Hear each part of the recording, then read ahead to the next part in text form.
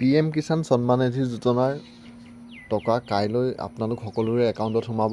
বন্ধু বান্ধৱীসকল, আপোনালোক যদি PM কিষাণ সন্মান নিধি যোজনাৰ এজন বেনিফিচিয়াৰী আৰু আপোনালোকে যদি PM কিষাণ সন্মান নিধি যোজনা 17 নম্বৰ কিস্তিলৈকে পালে আৰু 18 নম্বৰ কিস্তিটো পোৱা নাই, তেতিয়া আপোনালৈ এটা ভাল খবৰ আছে।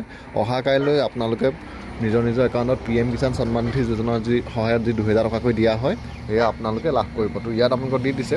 তো অক্টোবৰ 5 তাৰিখে আপোনালোক সকলোৰে একাউণ্টত PM কিষাণ সন্মান নিধি যোজনাৰ যি 2000 টকা দিয়া হয়, সেই 2000 টকা আপোনালোকে লাভ কৰিব। আৰু ইয়াৰ আপোনালোকৰ PM কিষাণ সন্মান নিধি যোজনাৰ যোনসকলৰ আগত পেণ্ডিং হৈ আছিলে, তেওঁলোকৰো আপোনালোকৰ পইচাটো এইবাৰ সোমাব বুলি কৈছে। আৰু পেণ্ডিং হৈ থকাসকলৰ যোনসকলে KYC কৰিছে, তেওঁলোকৰ পইচাটো সোমাব। KYC নকৰাসকলৰ আপোনালোকৰ সোনকালে যোনসকলে কৰা নাই এতিয়ালৈকে, আপোনালোকে PM কিষাণৰ যোনটো eKYC হয়, সেইটো আপোনালোকে PM কিষাণৰ অফিচিয়েল ৱেবছাইটটোত আহিলে দেখিব। ইয়াত আহি আপোনালোকৰ যোনটো eKYC হয়, সেই eKYCটো কৰি ল'ব।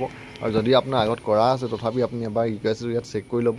আৰু চেক কৰি লোৱাৰ পিছত চেক কৰিবলৈ হ'লে আপোনালোকে ইয়াত যোনটো eKYC অপশ্যন দেখিছে, ইয়াত ক্লিক কৰিব। আৰু ইয়াত ক্লিক কৰি আপোনাৰ eKYC ষ্টেটাছটো চাব পাৰিব।